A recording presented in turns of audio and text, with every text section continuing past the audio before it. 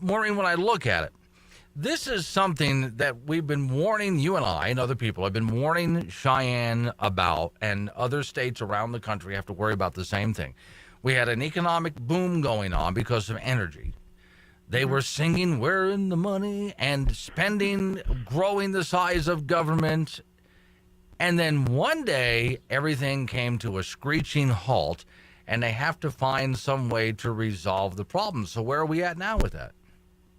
Well, the point you make is very good. You know, you have this minerals industry, and they're in a boom period, and so the coffers of government are just overflowing. And when politicians see all that money, they know that they can have a pretty good opportunity to essentially spread the pork into the constituencies so that then they can essentially buy the votes in their next election. Wait, are you actually suggesting, Maureen, that all of that money going into local districts had something to do with getting reelected and not helping the people?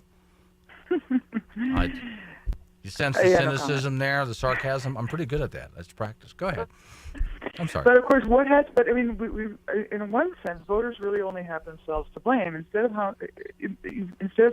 holding these politicians accountable, they've just also, and most of us have just also been benefiting from this massive government spending here. And what we really have seen over time is a complete lack of accountability on the part of politicians, because the money is coming from one place and is being spent to the benefit of someone else. This is classic socialism in a way, because you've got one group of people that are paying the freight, and another group of people who are the ones who vote these politicians who are giving them all these benefits, vote them into office. So it's sort of a downward spiral in a way, and we see it all over, where it's a real incentive then for politicians to be spending a lot because no one is holding them accountable. Right. And now, I'm a firm believer that I've often asked the question, don't they see what's going on? Don't they see how I think they do see it, but it's a matter of wanting to live in some kind of denial so they can keep it going. When the money finally does slow down or even dry up, they've got to find a way to keep it going, because that's how it was always done, Maureen. That's business in Cheyenne, isn't it? Well, there's a definite political calculation here, because as long as the boom lasts until the next election, right, they're okay. And a lot of people who are sort of anti-capitalist will say, well, the private sector, they're very short-term, and it's the government that's very long-term thinking. But it's exactly the opposite. It's the politicians who are looking to the next election, but it's the private sector. They're the ones who've got their own money invested in their economic activity, and they're the ones who are thinking long-term. So now what we have is a situation where we've got this big bloated government, and we've got politicians with this taxation fixation, because what they're looking for now are different places to try to find money, which of course the only place left now is your pocket, to continue this big spending spree. Okay. And that's essentially what we were talking about last week at the Revenue Committee meeting in Douglas. Right. So, okay, there's some ways where they're trying to find a way to raise taxes, but that also has to do with raiding the rainy day fund. How are they doing on the spending reductions? Well, actually, just today I was at a management council meeting, and in there they were talking about reductions to the Legislative Service Office and essentially the office of the legislature. And they're actually going over and above the governor's 8% budget cuts and looking at a 12% budget cut, because everybody knows, and the legislators on the committee said quite plainly, things are getting much worse. So there is a real serious look now at where they're going to find the cuts. They're starting to sort of chip away, but we're going to need to see a lot more than these piddly across-the-board spending cuts. We're going to start having to look at what is really the role of government, and what is the government doing that's not part of that role, and what's the government doing that is doing badly. And that's really the next step here. Well, obviously, the role of government is political and monetary influence for a few. I'm surprised you didn't know that, but okay. Have they come up with any kind of plan? Where are they at? Well, so right now, essentially, the two big areas that the Revenue Committee are worried about, because they're the very, very big areas of budget shortfall, is school capital construction and local governments. And you can take a look at the history of school capital construction here in the state. You can see it's a really good example of just an absolute spending blowout. Because since about 1998, the legislature has appropriated more than $2.6 billion in state funds for both buildings and modernizing schools. And the local districts have chipped in money as well, about $85 million for enhancements to some of these projects. So you've got, in addition to that now, and this is going to be another big kicker in the future, another $700 million in state funding for major maintenance. So altogether, in the past 18 years or so, we've seen $3.4 billion in state and local funds for the K. This is K to 12 I'm talking about. I'm not talking about the University of Wyoming, which is a whole other disaster area, or the community colleges, which is also a big spending area too. This is just K to 12.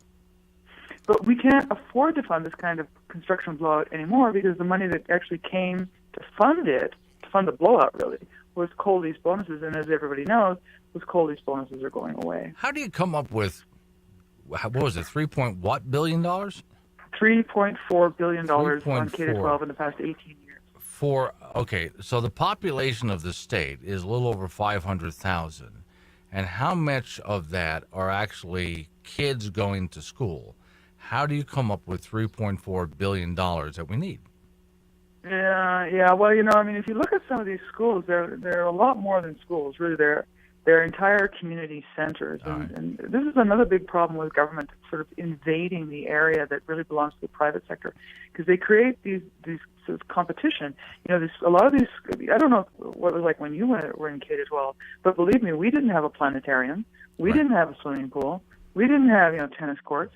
We didn't have a country club. We had a place where you went to learn and read and write. Oh, sorry, you don't do that in school anymore, do you? No, not anymore, no. Oh, sorry. I'm just confused. Well, no, okay. Here's the thing. Where I am in Gillette, they built this big rec center. And the idea at first sounded like it was a great idea to me. Why build a gymnasium for each and every school? Wouldn't it be cheaper to have one gymnasium and all the schools can go to it from all over the county? Oh, well, that sounds cheaper. Until you find out the gymnasium is in competition with all of the gyms around town. Mm-hmm. Pools, water parks, weightlifting, tennis courts, and on and on and on it goes. And so, like you said, yeah, it's hurting the private sector. But, okay, they have to find a way to bring together lower revenue and perhaps even lower spending. I don't think, correct me if I'm wrong, when I look at the numbers, I don't think they need to raise taxes anywhere.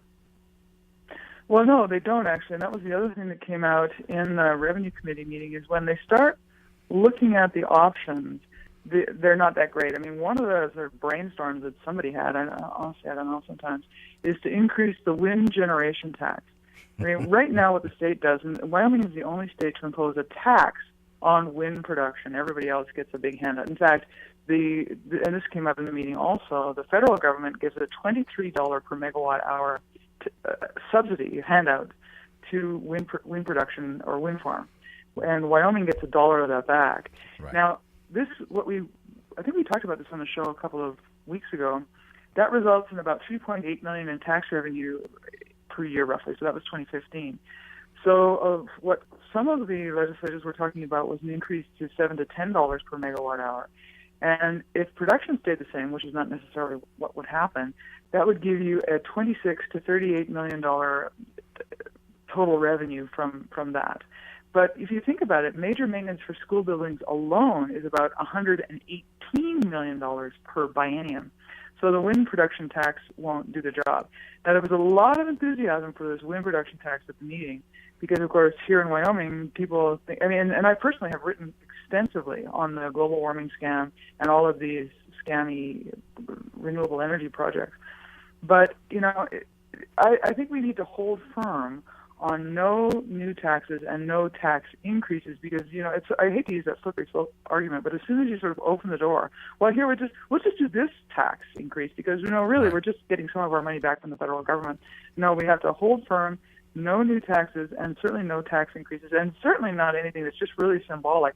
Because the symbolism there also is that, oh, yes, we're okay with tax increases when, in fact, we're not. Right, and of course, there's a whole list of things, of real cuts that can be made, which is what we're going to have to do in another time and segment. We did it once before, But I think, Maureen, it's time to revisit what real cuts can Wyoming make in order to stabilize itself, especially when things slow down. And there are real cuts that they can be made. But okay, we're running out of time in this segment. So you have written about this extensively. Where can people find what you've written about? Yeah, go to our website, wyliberty.org. My last article was about another crazy tax increase, or tax collection scheme that the state wants to get more involved in, and that's the internet retail sales tax. Oh, geez. And there's nothing sort of more despised anywhere in the U.S.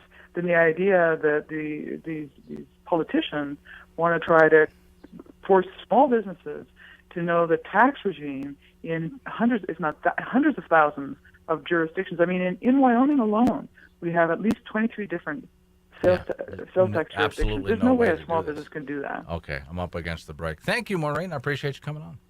Always good to be here.